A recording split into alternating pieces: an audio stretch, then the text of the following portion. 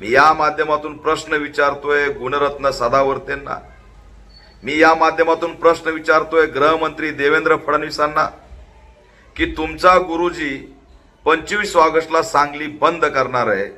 पत्रकार परिषद घेऊन 3 दिवस झालं, गुणरत्न सदावर्ते कोर्टामध्ये का गेले नाहीत? म्हणजे सांगलीचा बंद जो मनोहर भिडे करतो तो त्यांना मान्य असतो, कारण भिडे हे देवेंद्र फडणवीसचे गुरुजी असतात. बांगलादेशला काहीतरी झालंय म्हणून सांगली बंद होणार आहे, बदलापूरला चिमुरड्यांवरती अत्याचार झालाय, महाराष्ट्र बंद होत नाही. यांच्यासाठी सांगली बंदवरती काय भूमिका आहे ही गृहमंत्र्यांनी मांडावी. सांगली बंदच्या संदर्भात गुणरत्न सदावर्ते कोर्टात जाणार आहेत का? मीडिया स्टेटमेंट देणार आहेत का? म्हणजे या ठिकाणी सरळ सरळ जनतेचा आवाज दाबण्याचा प्रयत्न झालाय.